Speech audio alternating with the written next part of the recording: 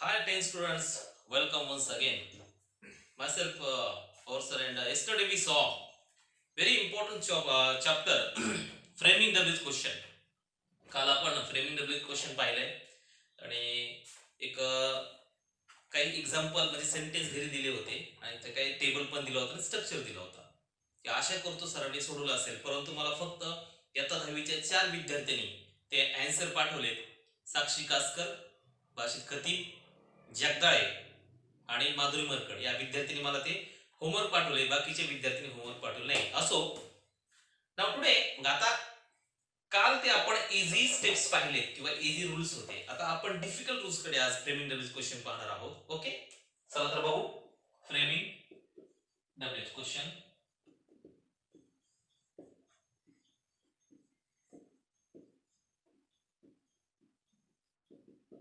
Okay, ठीक आहे.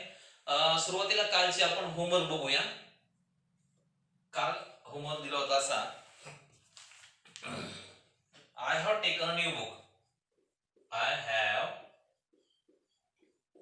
taken a new book आणि अंडरलाईन होतं अ न्यू बुकला. तर आन्सर काय बघू आपण. मी नवीन पुस्तक घेतलेला आहे. आपण अंडरलाईन नवीन पुस्तकाला केलं, मग तो शब्द कट झाला, मग मी घेतलेला आहे. तर मी काय घेतलेलं आहे, म्हणून डब्ल्यूच काय असेल, व्हॉट. कालचा आन्सर होमवर्कचा आन्सर देतोय व्हॉट. स्ट्रक्चर प्रमाणे आपल्याला आता स्ट्रक्चर लिहून देतो या ठिकाणी. मी पहा, आपण स्ट्रक्चर बघूया. सुरुवातीला स्ट्रक्चर प्रमाणे सुरुवातीला असतो डब्ल्यूएच, नंतर हेल्पिंग वर्ब किंवा मॉडल ऑक्झिलरी, नंतर स्ट्रक्चर प्रमाणे सब्जेक्ट, नंतर स्ट्रक्चर प्रमाणे वर्ब, स्ट्रक्चर प्रमाणे ऑब्जेक्ट आणि ऍट द एंड स्ट्रक्चर प्रमाणे कंपल्सरी क्वेश्चन मार्क. अपेक्षा करतो सर्वांनी या ठिकाणी तो स्ट्रक्चर पाठ केलेला असेल. Okay, as per this structure we can get answer. Okay, understand. मग स्ट्रक्चर प्रमाणे सुरुवातीला व्हॉट घेतलं, का घेतलं तर काय, नंतर एचवी घ्यायचं आहे. एचवी कोण आहे, हॅव. What have. स्ट्रक्चर प्रमाणे सब्जेक्ट आहे आय. स्ट्रक्चर प्रमाणे वर्ब घ्यायचा आहे टेकन. स्ट्रक्चर प्रमाणे ऑब्जेक्ट घ्यायचं आहे, ऑब्जेक्ट आहे न न्यू बुक पण घ्यायचं नाही, direct at the question mark. अशा प्रकारे आन्सर आहे.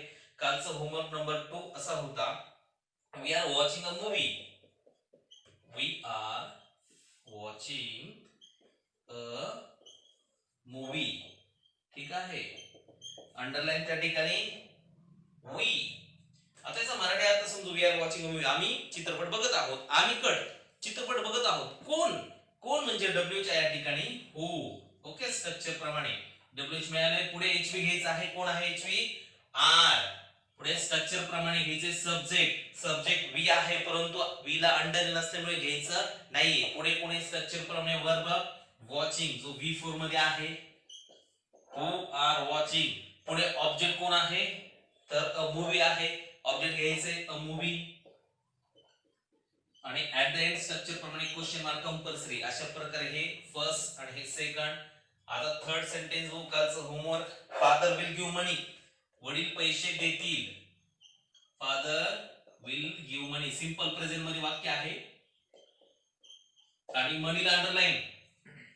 फादर विल गिव्ह मनी, वडील पैसे देतील. मनी अंडरलाईन, कट करा, अर्थ इथपर्यंत घ्या. फादर विल गिव्ह, वडील देतील काय, म्हणजे डब्ल्यूच मिळतो तुम्हाला व्हॉट. स्ट्रक्चर प्रमाणे एचवी विल. स्ट्रक्चर प्रमाणे सब्जेक्ट फादर.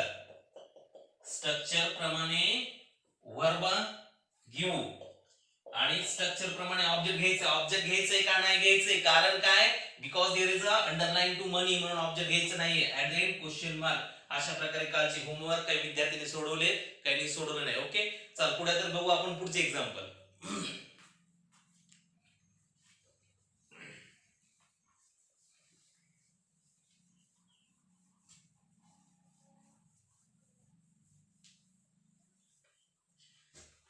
विद्यार्थी मित्रांनो, आपण काल पाहिले की जर एचवी असेल वाक्य तर एचवी घ्यायचे, मॉडल ऑक्झिलरी असेल तर मॉडल ऑक्झिलरी. काल आपण एचवी चे एक्झाम्पल पाहिलेत, आता आज मॉडल ऑक्झिलरी एक्झाम्पल बघू.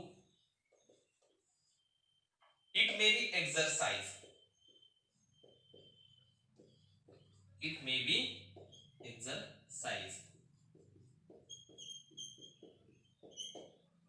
ठीक आहे. तर विद्यार्थी मित्रांनो, स्ट्रक्चर प्रमाणे फ्रेमिंगचं पहा, WH प्लस HV किंवा मॉडेल, HV किंवा मॉडेल दोन पैकी कोणते वाक्य जे असेल ते आपल्याला घ्यायचं उत्तर मध्ये. Subject verb object at the end question mark. आता पहा, इट मे बी एक्सरसाइज, हे एखादा सराव असू शकतं असं त्याचा मराठी मीनिंग आहे. नाव मी अंडरलाइन एक्सरसाइजला दिला. अंडरलाइन कुठे आहे? एक्सरसाइज. बघा, इट सब्जेक्ट आहे, मे HV आहे का मॉडेल आहे? तर मॉडेल ऑक्झिलरी आहे, बी वर्ब 1 आहे आणि एक्सरसाइज ऑब्जेक्ट आहे. मग मी काय सांगितलं, हे सराव असू शकतं. मग एक्सरसाइज ऑब्जेक्टला अंडरलाइन आहे, मग आपल्याला सुरुवातीला WH काय घ्यायचंय? ते सराव असू शकतं, सराव कट ते असू शकते. इथपर्यंत घ्या मराठीत. ते काय असू शकतं म्हणजे या ठिकाणी WH आहे आपल्याला व्हॉट. स्ट्रक्चर प्रमाणे आपल्याला HV किंवा मॉडेल घ्यायचंय. वाक्यामध्ये HV आहे का मॉडेल आहे? तर मे मॉडेल फॉर्म मध्ये आहे म्हणून आपण व्हॉट मे. स्ट्रक्चर प्रमाणे सब्जेक्ट कोण आहे? इट. इट घेतलंय. आणि स्ट्रक्चर प्रमाणे वर्ब 1 बी आणि स्ट्रक्चर प्रमाणे ऑब्जेक्ट. ऑब्जेक्ट एक्सरसाइज अंडरलाइन असल्यामुळे घेऊ नका आणि क्वेश्चन मार्क. अशा प्रकारे तुम्ही HV असेल तर HV आणि मॉडेल ऑक्झिलरी असेल तर मॉडेल ऑक्झिलरी घेऊ शकता. तर हे मॉडेलचं एक आपण एक्झाम्पल पाहिलेलं आहे. तर विद्यार्थी मित्रांनो, आणखी एक एक्झाम्पल देतो मॉडेलचं. पहा, गोल्स should be achievable.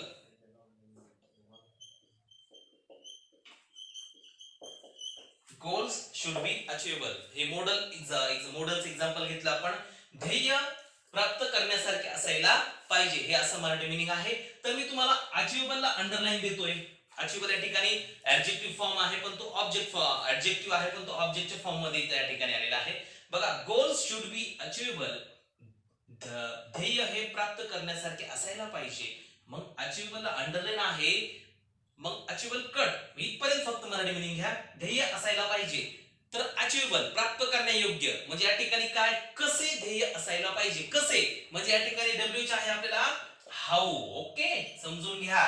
मी आणखी एक क्लू देतो. जर वाक्यामध्ये फ्रेमिंगचं आपल्याला आन्सर काढायचे, पण जर वाक्यामध्ये जर ऍडजेक्टिव्ह या शब्दाला अंडरलाइन असेल, आय रिपीट वन्स अगेन, जर वाक्यामध्ये ऍडजेक्टिव्ह म्हणजे विशेषणला जर अंडरलाइन असेल आणि फ्रेमिंग WH क्वेश्चन सांगितलं असेल, तर आपण ज्या ठिकाणी ऍडजेक्टिव्हला अंडरलाइन आहे त्यावेळेस आपण फ्रेमिंग WH त्या ठिकाणी हाऊ घेणार कंपल्सरी. ऍडजेक्टिव्हला अंडरलाइन असेल तर आपल्याला WH हाऊ घ्यायचा आहे. अचिव्हेबल ऍडजेक्टिव्ह आहे म्हणून आपण विशेषण असल्यामुळे तो हाऊ घेतलेला आहे. पुढे स्ट्रक्चर प्रमाणे HV किंवा मॉडेल घ्यायचंय. वाक्यामध्ये काय आहे? शुड, तर मॉडेल आहे हाऊ शुड.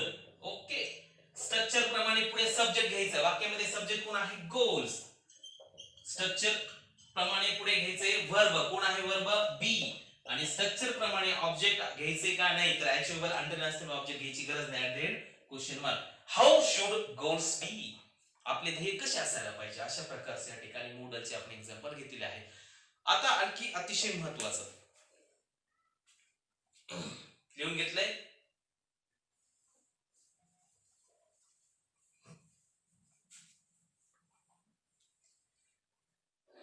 आता विद्यार्थी मित्रांनो, हे पहा, फ्रेमिंग WH क्वेश्चन. आपण जर वाक्यामध्ये हेल्पिंग वर्ब किंवा मॉडेल ऑक्झिलरी असेल तर आपल्याला ते वाक्यामध्ये आपण घेऊ शकतो. पण इन केस परीक्षेमध्ये 10वीच्या परीक्षेमध्ये डिफिकल्ट सेंटेन्स असतात की त्या वाक्यामध्ये हेल्पिंग वर्ब किंवा मॉडेल ऑक्झिलरी नसतात. अशा वेळेस आपण HV कसा घेणार? कारण ते स्ट्रक्चर मध्ये तर कंपल्सरी WH नंतर HV किंवा मॉडेल घ्यावाच लागणार आहे. अशा वेळेस आपल्याला ऍज पर टेन्स काळाप्रमाणे HV म्हणून डू, डज, डीड हे तीन पैकी कोणते HV ऍज पर टेन्स आपल्याला कंपल्सरी घेणं आहे. व्हेन, जेव्हा वाक्यात HV नसेल तर. मग आज तसे एक्झाम्पल आपण बघणार आहोत. ज्या वाक्यात HV नसेल तर आपण डू किंवा डज किंवा डीड हे काळाप्रमाणे आणि सब्जेक्ट प्रमाणे आपल्याला घ्यायचे आहे. तर मी एक टेबल देतो, ते लिहून घ्यायचं आहे तुम्ही.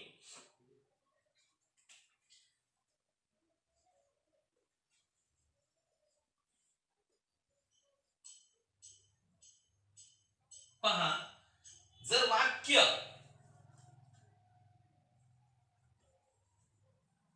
वाक्य सिंपल प्रेझेंट मध्ये असेल, पहा अतिशय महत्वाचं आहे हा. जर वाक्य सिंपल प्रेझेंट मध्ये आपण वर्ब 1 म्हणू, त्यावेळेस आपल्याला HV घ्यायचा आहे. समजा आपण करता या ठिकाणी बघू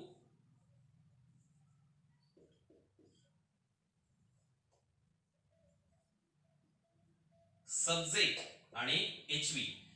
तर सब्जेक्ट आय, वी, दे आणि यू साठी आपल्याला डू एचवी घ्यायचा आहे. पुढे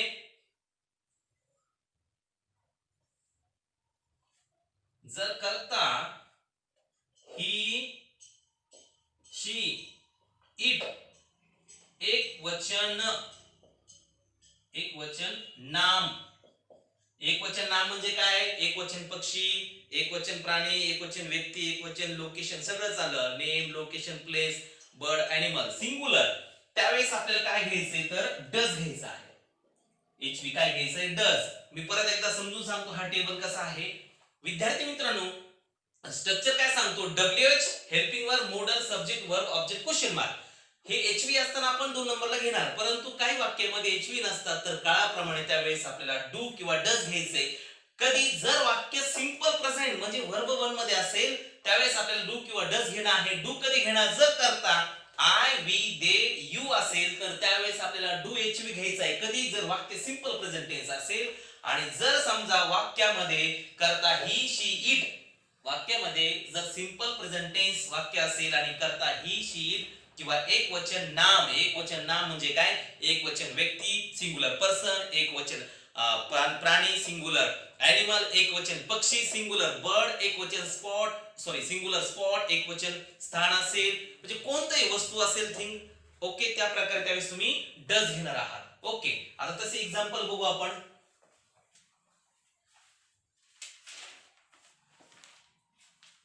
एक्झाम्पल बघू. समजा पहा, I work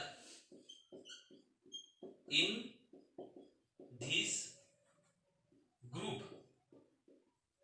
पहा विद्यार्थी मित्रांनो, I work in this group आणि मी इन दिस ग्रुपला अंडरलाईन करतोय. आणि काय प्रश्न विचारणार? Rewrite the sentence to get underlined part as an answer म्हणजे फ्रेमिंग डब्ल्यूएच क्वेश्चन बनवायचा आहे. मला सांगा, I work in this group, यामध्ये आय सब्जेक्ट आहे, वर्क वर्ब 1 आहे आणि इन दिस ग्रुप ऑब्जेक्ट आहे. मला सांगा वाक्यात हेल्पिंग वर्ब आहे का? नाही. वाक्यात मोडल ऑक्झिलरी आहे का? नाही. अशा वेळेस आपल्याला फ्रेमिंग डब्ल्यूएच क्वेश्चन करताना एचवी कुठून आणायचा आहे? अगोदर framing WH question underline in this group आहे म्हणजे आपल्याला डब्ल्यूएच काय येणार बघा. I work in this group, मी या ग्रुपमध्ये गटामध्ये काम करतो. मग इन दिस ग्रुपला अंडरलाइन, मी काम करतो कोठे म्हणजे डब्ल्यूएच मिळणार आपल्याला व्हेअर. डब्ल्यूएच मिळाला व्हेअर. स्ट्रक्चर प्रमाणे डब्ल्यूएच व्हेअर मिळाला कारण कोठे, कोणत्या ग्रुपमध्ये. बरे, 2 नंबरला आपल्याला एचवी घ्यायचा आहे. वाक्यात एचवी नाहीये अशा वेळेस आपण काय करणार? डू किंवा डज घेणार. कधी? जर वाक्य सिंपल प्रेझेंट टेन्स असेल तर सिंपल प्रेझेंट टेन्स आहे, वर्ब विमान आहे. बरं, अलीकडे करता आय आहे, मग आय असेल तर डू घ्यायचं, इतर करते असेल तर डज. मग इथं आय असल्यामुळे आपण एचवी काय घेणार? डू. Where do. स्ट्रक्चर प्रमाणे सब्जेक्ट आय, स्ट्रक्चर प्रमाणे वर्ब वर्क आणि स्ट्रक्चर प्रमाणे आपण ऑब्जेक्ट घेणार नाहीत कारण स्ट्रक्चर प्रमाणे ऑब्जेक्ट घ्यायचे परंतु इन दिस ग्रुपला अंडर नसेल ते घ्यायचं नाही. At the end sentence question mark. Where do I work, मी कुठे काम करतो. आणखी एक्झाम्पल बघू आपण. 2 नंबर, वी लव्ह इंडिया आणि अंडरलाइन वी असेल. पहा, करता इथं वी सब्जेक्ट आहे, लव वर्ब 1 आहे, इंडिया ऑब्जेक्ट आहे. या वाक्यामध्ये एचवी मॉडल नाहीये पण वाक्य कोणत्या टेन्स मध्ये आहे? सिंपल प्रेझेंट टेन्स मध्ये. लव वर्ब 1 आहे, underline we. We love India, we cut love India, आम्ही भारतावर प्रेम करतो. वी कट झाला, भारतावर करतो. कोण करतो? भारतावर प्रेम कोण करतो म्हणजे या ठिकाणी डब्ल्यूएच आहे तुमचं हू. आता सगळ्यात महत्त्वाचं आपल्याला एचवी घ्यायचं आहे. एचवी काय घेणार आपण? डू घ्यायचं का डज घ्यायचंय? अगोदर बघा सिंपल प्रेझेंट टेन्स वाक्य आहे, अलीकडे करता वी असल्यामुळे बघा वी असल्यामुळे आपण काय घेणार इथे पण डू. स्ट्रक्चर प्रमाणे वर्ब लव, मग स्ट्रक्चर प्रमाणे आपण सब्जेक्ट घेणार का? वी नाही कारण अंडरलाइन असल्यामुळे. आणि स्ट्रक्चर प्रमाणे object India. At the end question mark. समजले? तर डच एक्झाम्पल घेऊ आपण, अतिशय महत्त्वाचं आहे.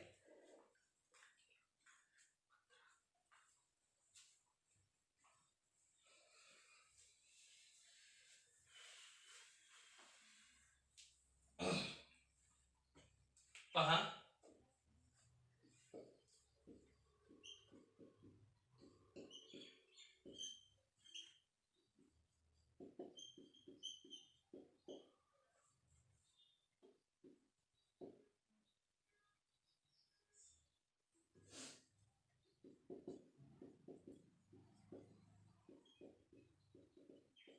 पहा, भोली कम्स इन द मॉर्निंग. भोली कम्स इन द मॉर्निंग. भोली सकाळी येते आणि इन द मॉर्निंगला अंडरलाईन केलंय. आता आपल्याला याला फ्रेमिंग डब्ल्यूएच क्वेश्चन बनवायचंय.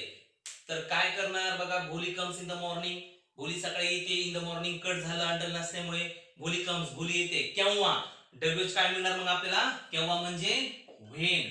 पुढचा सगळ्यात महत्वाचा रूल, वाक्यामध्ये भोली subject comes verbal in the morning object HV आहे का नाहीये, मॉडल आहे का नाहीये. मग अशा वेळेस आपण काय घेणार? डू किंवा डज. मग करता कोण आहे? भोली. एक वचन नाम, सिंगुलर नाउन. म्हणून आपण काय घ्यायचं इथं बघा, एक वचन नाम. इथं घ्यायचंय डज. डू घेणार नाही. डू कधी घेणार जर हे करते असतील तर. मग या ठिकाणी when does. Okay, when does. नंतर मग काय करणार आपण? स्ट्रक्चर प्रमाणे एचवी घेतलंय डज. सब्जेक्ट कोण आहे? भोली. बी कॅपिटल काढा. व्यक्तीचं नाव कुठे असू दे ते कॅपिटल असायला पाहिजे. स्ट्रक्चर प्रमाणे वर्ब कोण आहे? कम्स. इथं एक महत्वाचा रूल आहे. इथं मी कम घेतोय. पहा विद्यार्थी मित्रांनो, प्रश्नामध्ये कम्स आहे यस प्रत्यय V1 ला, पण मी उत्तर मध्ये यस घेतलेलं नाहीये. कारण काय? ज्यावेळेस आपण डज घेतोय, लक्षात असू द्या, ज्यावेळेस आपण एचवी डज घेतोय त्यावेळेस तो प्रश्नामधला यस किंवा ईएस आन्सर मध्ये वर्ब मध्ये परत घ्यायचा नाही, तो कट होतो. लक्षात आलंय? ज्यावेळेस डज असेल त्यावेळेस यस किंवा ईएस प्रश्नातला इथं वर्ब वनला यस घ्यायचं नाही परत. फक्त डज असेल तेव्हा, डू असेल तेव्हा घ्यायची गरज, डू असेल तेव्हा घ्यायचंय, पण डज असेल तेव्हा घ्यायची गरज नाही. आणि ऑब्जेक्ट घेणार का आपण इन द मॉर्निंग नाहीये. मग as per structure question mark. When does भोली कम. समजलंय? डजचे आणि डूचे आज आपण एवढे एक्झाम्पल घेतलेले आहेत. ओके, समजतंय? तर मला वाटतं तुम्हाला आता मी डू आणि डजचे काही एक्झाम्पल देतो. तुम्ही मला ते नंतर व्हॉट्सअप नंबरवर पाठवायचं आहे. तर चला, तो होमवर्क देतो मी तुम्हाला.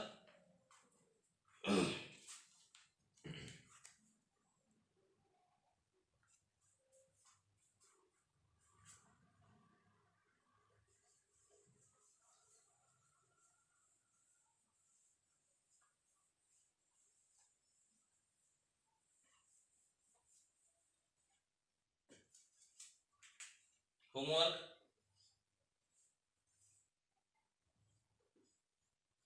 She believes on herself.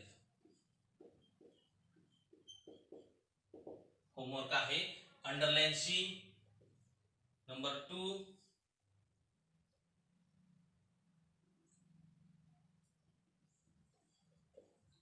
language leaves the area. Underline the area. Number 3,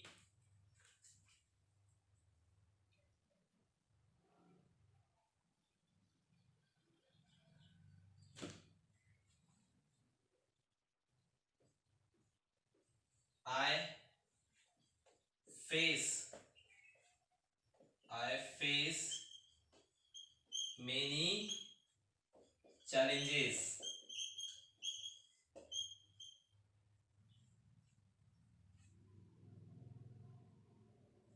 Underline challenges.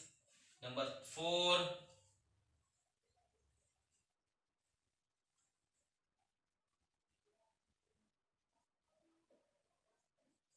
my lecture starts now. Underline now. And last one,